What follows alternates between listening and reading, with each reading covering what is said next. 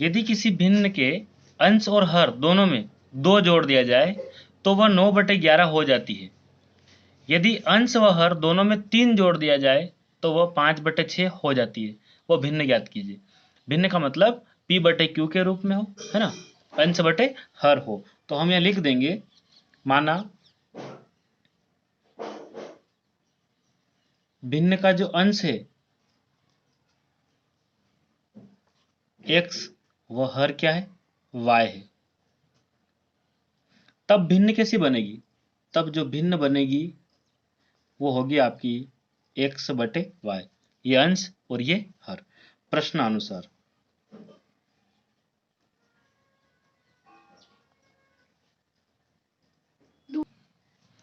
तो प्रश्नानुसार अब ये आपकी जो भिन्न है x/y, इस भिन्न के अंश और हर दोनों में 2 जोड़ दिया जाए तो इसका जो अंश है उसमें भी 2 जोड़ दें और जो हर है उसमें भी हम 2 जोड़ देते हैं।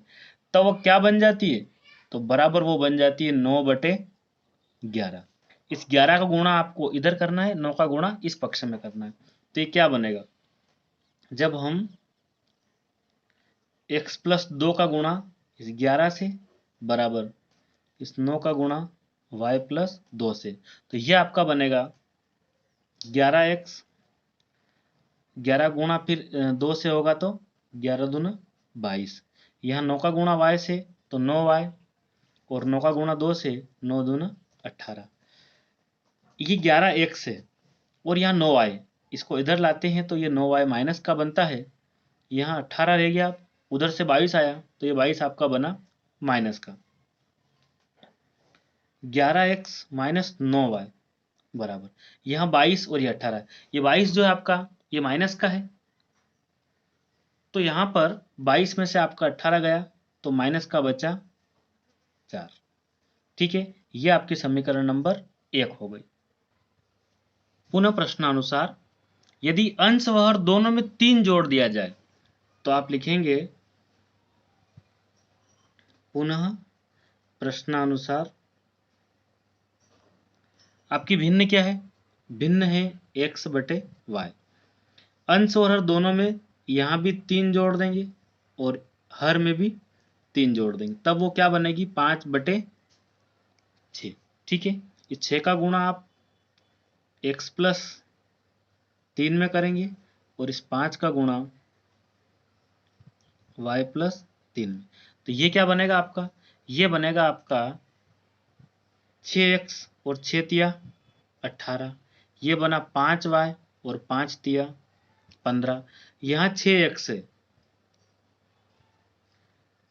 उधर से 5y आया, इधर आपका 15 था, ये 18 इधर आया, तो मतलब अचर पद एक तरफ और ये जो है xy वाले एक तरफ। अब ये आपका 6x माइनस 5y, 18 बड़ा है तो उत्तर हमारा माइनस का आएगा, 18 में से 15 गया -3। ये आपका समीकरण नंबर 2।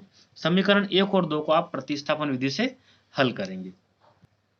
यहां आप लिखेंगे समीकरण 1 से, समीकरण 1 से। एक क्या है समीकरण आपकी? 11x माइनस 9y बराबर -4। आप किसी को भी एक तरफ यहां रख सकते हैं। तो मान लिया जाए ये 11x में इधर रखता हूं तो इधर -4 और ये 9 इधर जाएगा तो ये प्लस का 9y। यहाँ सिर्फ x रखेंगे तो -4 + 9y और यहाँ 11 गुणे में था वो आपका चला गया भाग में, ठीक है, बटे में चला गया। ये आपकी हो गई समीकरण नंबर 3। अब आप क्या करेंगे? जो x का जो मान मिला ये समीकरण 1 से मिला, इसको समीकरण 2 में रखेंगे। तो आप लिखेंगे समीकरण 2 में x का मान प्रतिस्थापित करने पर या रखने पर। ठीक है, अब समीकरण 2 क्या है आपकी? ये है 6x माइनस 5y बराबर -3। अब आप यहां देखेंगे 6 और ये जो आपका x का जो मान है ये पूरा यहां रख देंगे, तो -4 + 9y बटे 11, फिर ये -5y बराबर -3। आप 6 का गुणा इसमें करेंगे 4 में, 6 का गुणा 9 में भी होगा, तो 6 चौक ये बना माइनस का 24, और 6 का गुणा इस 9 में करेंगे, ये बना 54y। इन दोनों के बटे में 11 है, इधर आपका -5y बराबर -3। इस 11 गुणा 5 में भी होगा, 11 गुणा 3 में भी होगा, तो यहाँ पर जो है -24 प्लस 54y, 11 पंजे हो गया ये 55y, और ये 11 तिया हो गया -33। यहाँ आप देखेंगे यहाँ पर 55 और ये 54 है, 55y में से 54y गया तो यहाँ बचेगा माइनस का y बराबर -33, और ये 24 इधर जाएगा तो ये बनेगा प्लस का 24। तो -y बराबर 33 में से 24 गया तो माइनस का 9 बचेगा, तो ये माइनस यहाँ हटा, तो y बराबर आपको क्या मिलेगा 9, अर्थात आपको हर प्राप्त हो गया है। हर क्या है 9 है। इस y के मान को आप समीकरण 3 में कहीं भी रख दो तो आपको x की वैल्यू पता चल जाएगी। तो आपको लिखना है y के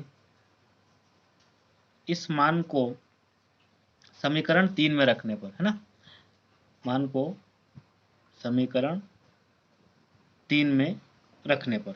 अब समीकरण 3 क्या है, ये आपने समीकरण 3 मानी थी, तो आप यहाँ लिखेंगे x बराबर -4 प्लस 9y बटे में आपका 11।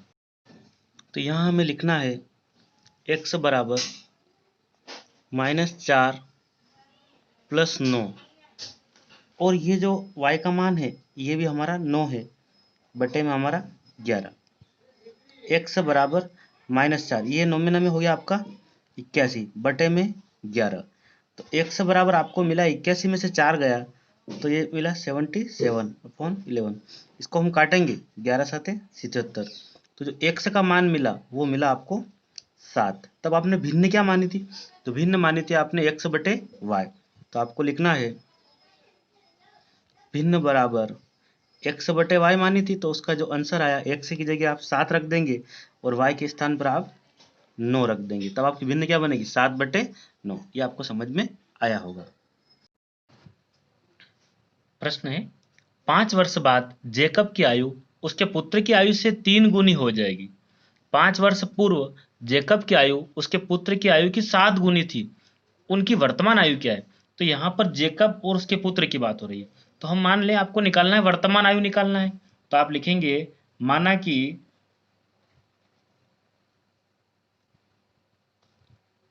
जेकब की, पहले नाम जेकब का ही है तो जेकब की वर्तमान आयु क्या मान ले हम 100 वर्ष, एवं उसके पुत्र की मान ले हम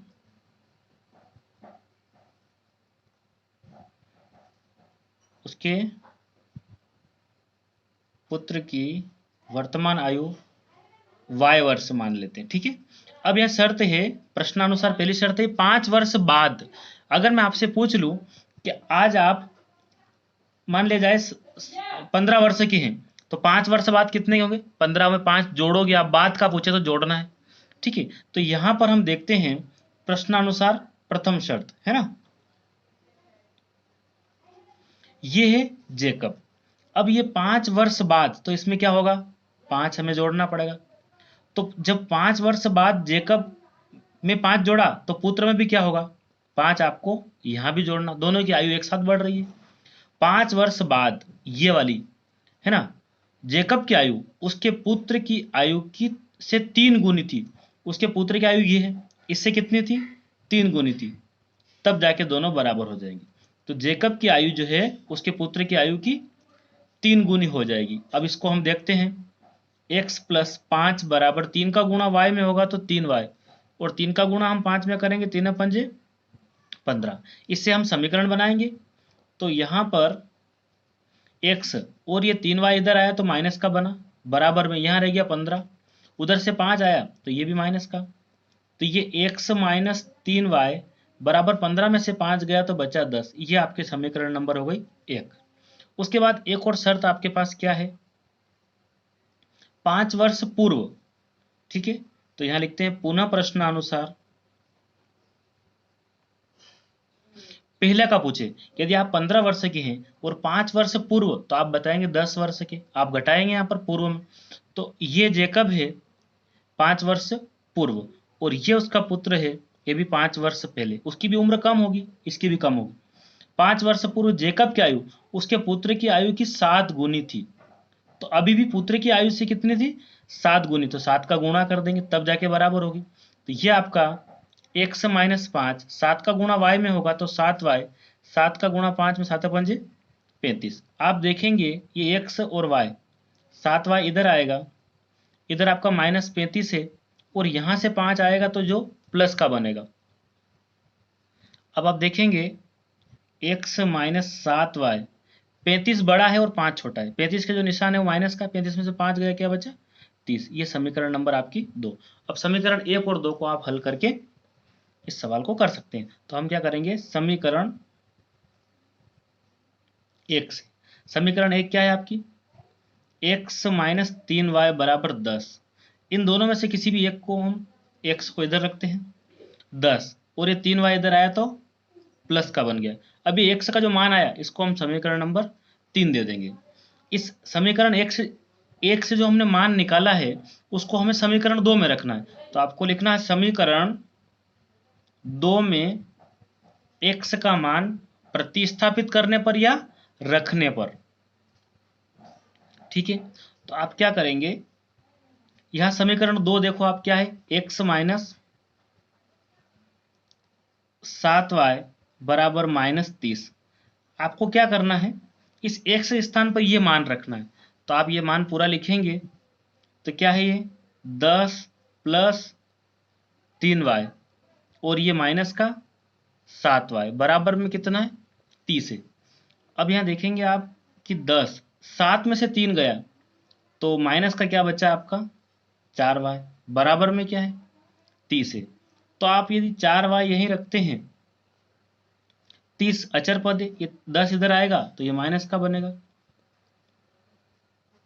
4y, 30 में से आपका 10 गया, क्या बचा, 20। ठीक है, सॉरी ये माइनस 30 था, क्या था, ये माइनस 30 चल रहा है, तो माइनस 30 और 10 मिला कि ये बनेंगे आपके माइनस का 40। क्या बना, माइनस का 40। ठीक है, ये माइनस 30 था, यहाँ पर मिस्टेक हो गई थी। तो 30 और 10 मिला कितना हो गया, माइनस 40। तो आप देखेंगे माइनस माइनस आमने सामने भी, यह आमने सामने कट गए, तो y बराबर क्या मिला, y बराबर 40, और यहाँ से 4 जो गुणे में था वो भाग में आ गया, तो y बराबर क्या मिला आपको, 10। तो आप लिख देंगे y बराबर 10, y कौन है, उसके पुत्र की आयु। अब इस y को हम समीकरण 3 में रख दें तो x का मान आ जाएगा। तो यहाँ लिखते हैं y के इस मान को समीकरण 3 में रखने पर,